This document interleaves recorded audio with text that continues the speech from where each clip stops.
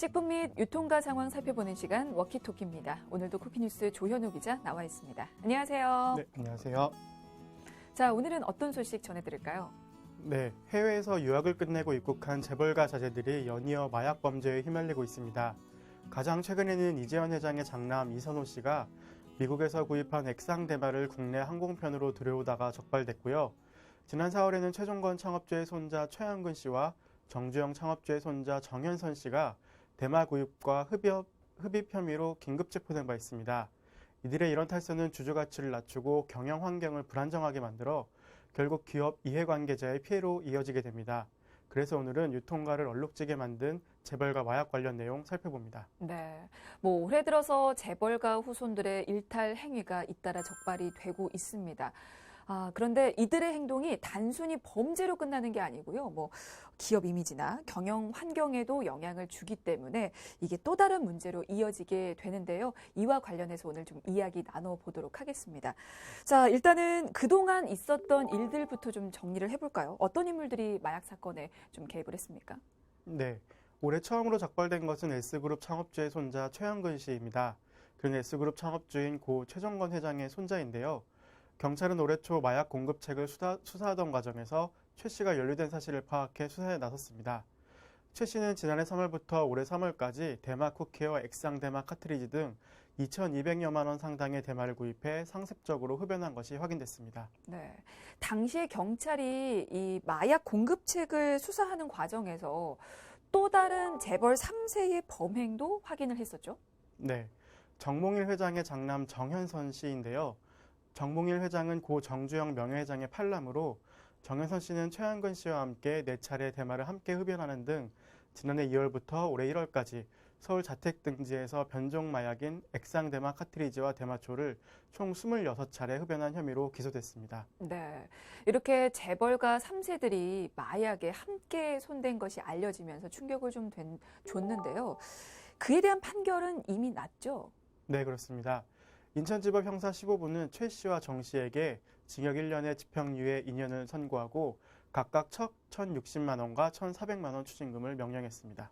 네, 마약 혐의가 밝혀졌지만 집행유예 선고를 받았습니다. 선고와 관련된 내용은 잠시 후에 좀 살펴보기로 하고요. 일단은 다른 사례 더 보도록 하겠습니다.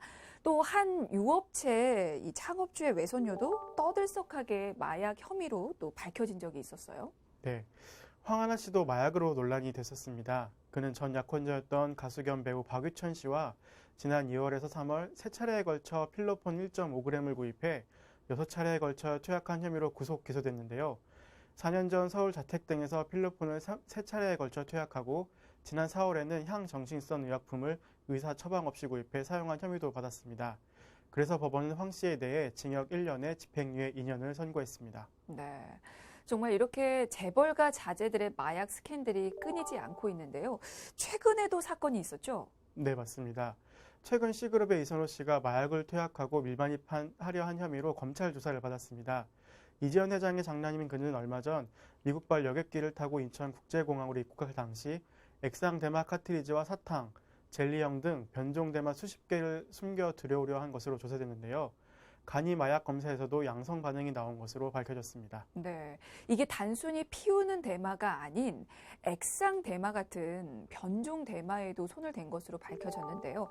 이게 변종 마약은 기존 마약과 어떻게 다른 겁니까? 네, 최 씨와 정 씨, 이 씨 등이 손을 댄 마약은 액상 대마 카트리지입니다. 대마를 고농축한 액상 대마는 1g에 15만 원 수준으로 일반 대마보다 상대적으로 고가인데요. 경찰 관계자에 따르면 액상 대마는 대마 특유의 냄새가 많이 나지 않아 일반 대마초보다 주변에서 흡연 사실을 알아차리기 어려운 것으로 알려졌습니다. 네, 액상 대마의 경우는 일반 대마보다는 밀반입이 용이하고 그리고 이 간이 씨앗 검사에서도 상대적으로 덜 적발되는 경향이 있는 것으로 알려졌는데요. 사탕 또 젤리 같은 변종 대마도 나왔다고 좀 보도가 됐었죠. 근데 이 역시도 당연히 국내에는 밀반입이 안 되는 거죠? 네, 맞습니다. 이선호 씨는 입국 당시 어깨에 매는 가방에 캔디와 젤리형 대마 등 변종 대마 수십 개를 숨겨서 들여오다가 세관 당국에 적발됐는데요. 그는 일부 마약이 합법화된 미국 로스앤젤레스에서 이 같은 변종 대마를 쇼핑하듯 손쉽게 구매한 것으로 전해졌습니다. 네, 정말 어떻게 그런 대담함을 보였는지 정말 의문인데요. 자, 그리고 이렇게 마약에 손을 댄 재벌가 자제들의 공통점이 모두 해외 유학파 출신이라는 겁니다. 어, 그러면 궁금한 게 왜 이렇게 유학파 출신들이 마약에 손을 대는 경우가 많은 걸까요? 최 씨의 경우 미국 뉴욕 파슨스 디자인 스쿨 등에서 유학했고 정 씨도 해외 유학 시절 마약 공급책인 이 씨를 알게 된 것으로 전해졌는데요. 재벌가 자녀들은 대마 등의 합법인 외국에서 유학생을 하면서 마약을 접하기 때문에 내국인들보다 마약에 대한 경각심이나 유해성을 덜 느낀 것으로 보입니다. 네, 뭐 그리고 앞에서도 잠깐 언급이 됐었는데요. 이 처벌 수위를 두고도 논란이 있었습니다. 마약으로 적발이 돼서 이게 수사기관에 구속이 된다고 해도 법원에서 집행유예를 선고받는 경우가 많기 때문이죠. 네, 실제로 재판에 넘겨진 최 씨와 정 씨, 황 씨 등도 모두 집행유예 판정을 받아 석방됐습니다. 황 씨는 2011년 대마를 피워 기소유예 처분을 받았고 2015년에는 마약 혐의로 입건됐지만 부실 수사로 불기소된 전력이 있습니다. 이에 검찰이 형량이 너무 가볍다는 이유로 항소한 상태입니다. 네, 아무래도 처벌 수위가 낮다는 부분은 계속해서 논란이 될 것 같아요. 네, 그 부분을 두고 한 수사당국 관계자는 재벌가 자제들의 경우 거대 로펌을 선임하는 등 적극적으로 대응하기 때문에 일반 마약 사범보다 형량이 낮을 수밖에 없다는 의견을 전했습니다. 네, 뭐 이선호 씨도 공항에서 이 대마 반입이 적발이 됐지만 바로 또 풀어줬다면서 이 형평성 논란이 좀 일었잖아요. 네, 맞습니다. 혐의를 시인했다는 이유로 불구속 상태에서 수사를 받아 특혜 논란이 있었는데요. 논란이 일자 이선호 씨는 인천지방검찰청에 직접 찾아와 구속해달라고 요청했고 법원 영장 실질 심사를 거쳐 구속됐습니다. 네, 뭐 본인 잘못에 책임을 지겠다는 의미로 이렇게 영장 실질 심사를 포기한 만큼 구속된 채로 이제 수사를 받게 됐는데요. 그 후에 그룹을 통해서 사과문을 발표했죠.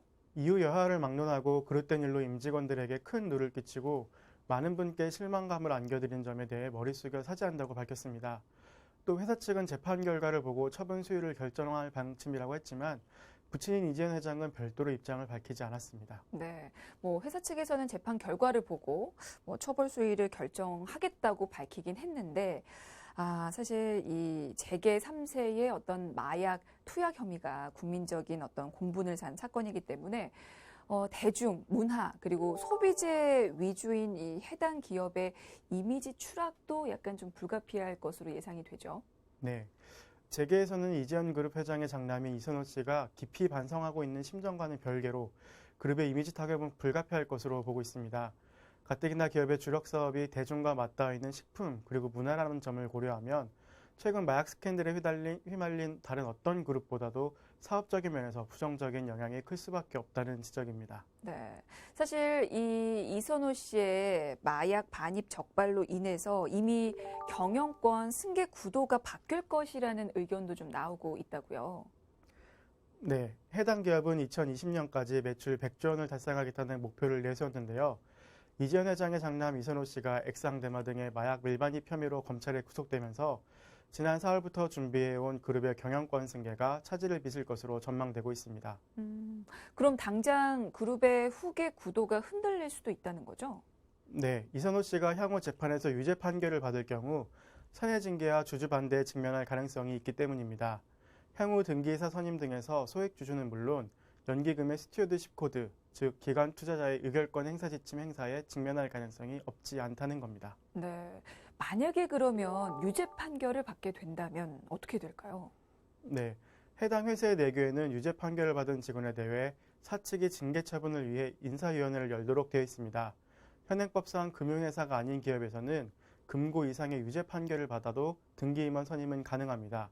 하지만 등기임원으로 선임될 때 연기금, 기관 투자자 등 외부의 주요 주주들이 선임을 찬성하지 않을 수 있기 때문입니다.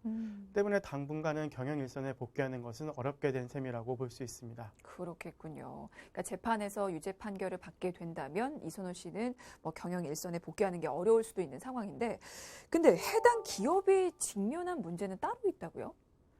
네, 해당 기업의 글로벌 진출과 밀접하게 연결된 북미 사업에 차질이 있을 것으로 우려되고 있습니다.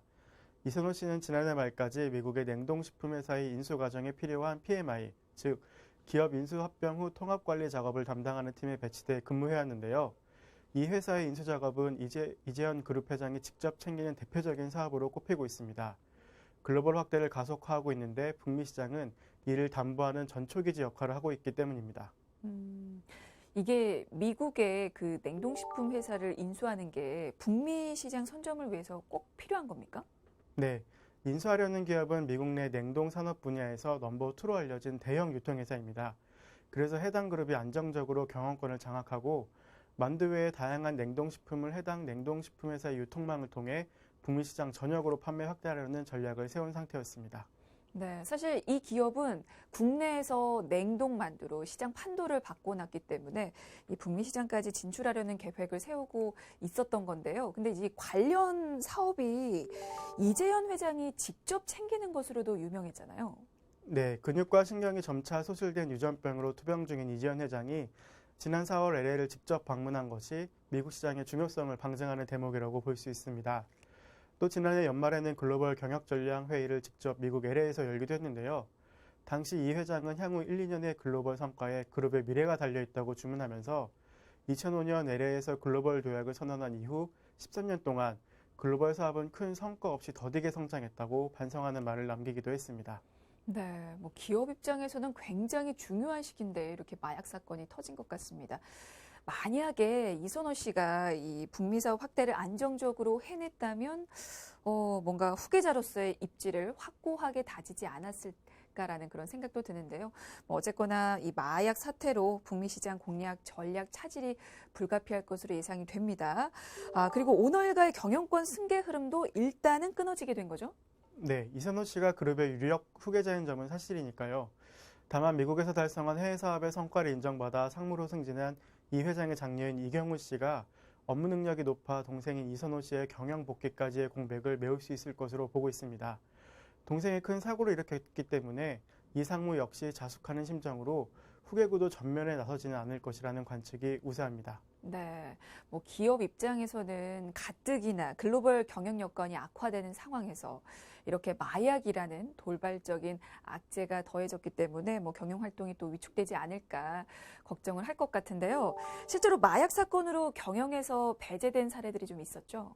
네, 지난해 한 식품기업은 허영인 회장의 차남 허모 씨가 마약 밀수 혐의로 구속되자 경영 일선에서 그를 배제한 바 있는데요. 2015년 미국 프리미엄 버거 브랜드를 국내로 도입해 돌풍을 일으킨 허 씨는 경영 성과를 인정받아 실장에서 부사장으로 승진했지만 액상대만 밀수와 흡연 혐의로 구속되면서 그룹 경영에서 전격 물러나게 됐습니다. 네. 사실 뭐, 이 재벌가 3세의 마약 스캔들에 대해서 국민들 정서가 좀 민감한 편입니다. 그만큼 이 마약 관련된 문제를 일으켰을 때는 경영 승계 과정이 좀 녹록지 않을 것 같긴 한데요. 근데 이 경영권 승계 일정이 어느 정도 좀 늦춰질 뿐이지 이게 백지화될 수는 없는 거잖아요. 그렇죠? 네. 일각에서는 현행법상 금융회사가 아닌 기업의 경우 금고 이상의 유죄 판결을 받아도 등기 임원 선임이 가능하기 때문에 경영 승계는 속도 조절을 할 뿐 진행될 것이라는 관측이 많습니다. 그래서 당분간 자숙하는 시간을 주고 여론이 잠잠해질 때까지 승계 속도를 조절할 것이라는 전망이 많은데요. 이선호 씨는 초범인데다가 대량 유통 목적이 아닌 개인 소비 목적이고 잦은 출석해 범죄 사실을 인정한 만큼 이를 감안하면 집행유예로 풀려날 가능성도 제기되고 있습니다. 네. 뭐 재벌가 3세의 마약 파문은 어제 오늘 일은 아닙니다. 하지만 이게 그 자체로 끝나는 게 아니고요. 경영권 악화 또 기업 이미지에 타격을 줄 수 있는 만큼 또 다른 문제로 이어질 수 있는데요. 이게 법적인 처벌은 좀 피해 가더라도 도덕적인 책임은 무겁게 생각해야겠습니다. 자, 오늘 워키토키는 여기까지입니다. 지금까지 쿠키뉴스 조현우 기자였습니다. 고맙습니다. 감사합니다.